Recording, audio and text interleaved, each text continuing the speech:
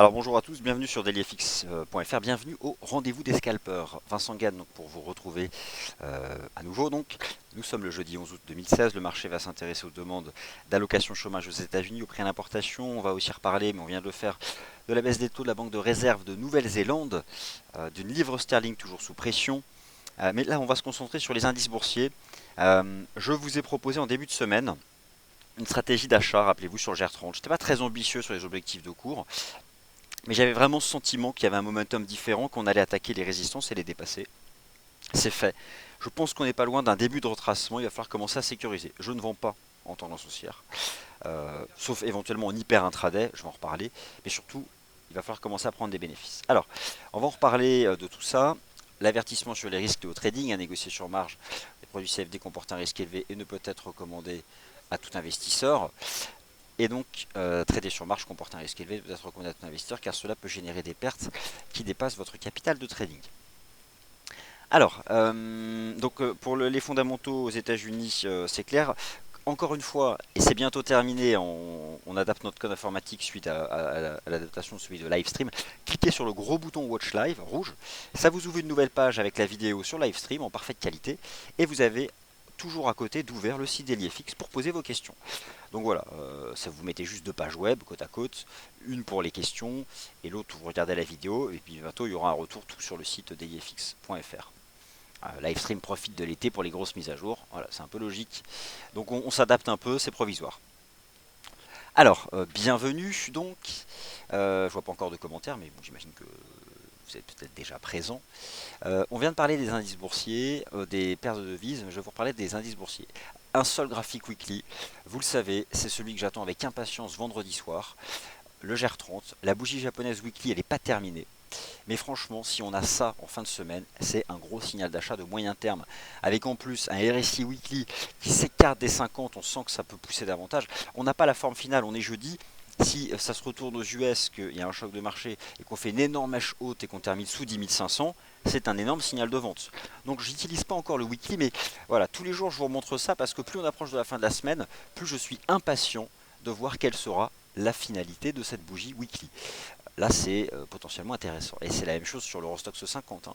Donc j'ai hâte de voir la fin de semaine. Allez, vous faites de l'hyper intraday, c'est le principe de cette émission. Vous avez donc expliqué que la majeure sur l'Eurostoxx, sur le GR30, c'est les 10 500. Il y avait un momentum haussier. Lundi, je vous explique que les 10 400 m'intéressent à l'achat. Mais j'étais pas très ambitieux. Je visais 10 500 et voire 10 600. Ça a été plus qu'atteint, dépassé. On y est, c'est propre. Ok. Regardez ce que commence à faire le marché, prenez des bénéfices. Prenez des bénéfices si vous avez acheté. Hier encore, le support à 10 600 était intéressant pour un long. On vient de pousser jusqu'à 10 740. Le Nikkei était fermé la nuit dernière. On est suracheté de partout. Mettez-vous en H1. Il y a une divergence baissière H1. On va retracer. Donc, pas d'achat ce matin, en tout cas pas en ce qui me concerne. Vous avez ça en H1. Une divergence baissière. On va pas chuter, hein, mais le marché va prendre des bénéfices. Voilà, elle est propre en H1, belle div. Donc on attend ensuite un retour sur les principales moyennes mobiles H4, qui sont elles en retrait du niveau actuel des cours. Donc il faut attendre. Cette ligne de tendance, je pense qu'elle va plus tenir. Le marché va retracer ou faire un range. Et par contre, le premier test de la MM20 H4, je reproposerai une stratégie boule. J'attends le premier test de la MM20 H4. Donc, divergence baissière H1, prenez des bénéfices. Attention, le marché peut rester en range et simplement voir la hausse ralentir. Mais là, franchement, si j'étais long, si je faisais partie des traders à avoir acheté depuis le début de la semaine, je ne ferais pas confiance à cette tentative d'accélération là. Ça diverge, je prends mes bénéfices. Est-ce que je short? Hors de question. Le momentum est trop aussi. Donc voilà, pour cette raison, il faut prendre des bénéfices.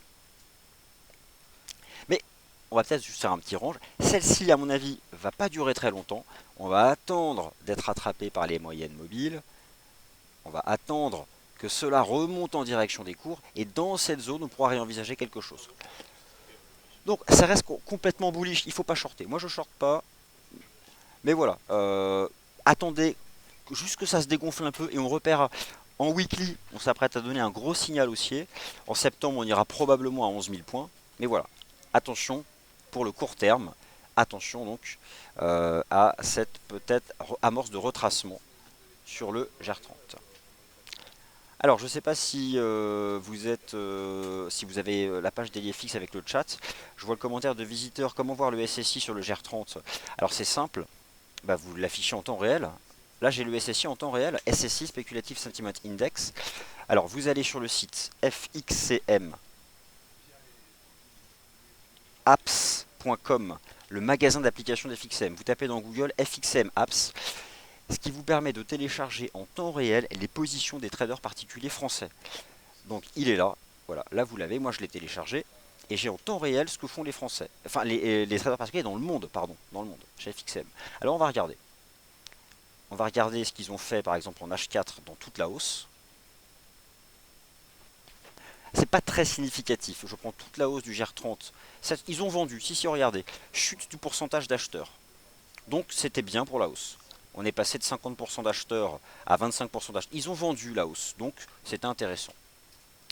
Donc voilà, c'est haussier, c'est bull. Je pense qu'en septembre on ira à 11 000, voire davantage.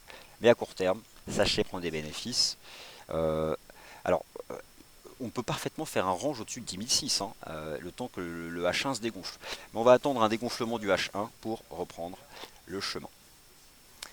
Le CAC 40, je vous ai expliqué hier, visait 4477, les plus hauts du 28 juillet, et le marché a fait 4478. Donc, permettez-moi là de dire objectif atteint de la même façon sur cette stratégie du FRA 40.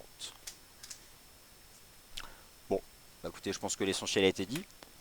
Tendance parfaitement haussière. On peut marquer le pas un peu à court terme. Le temps de laisser le momentum H1 se dégonfler. L'erreur pour moi consisterait à shorter agressivement, car vous vous mettriez en face d'un momentum quand même bullish. Regardez les weekly charts. Vendredi, si on clôture au même niveau qu'on est maintenant, on aura une bougie japonaise hebdomadaire du GR30 qui casse une grosse ligne de tendance baissière. Bon, voilà.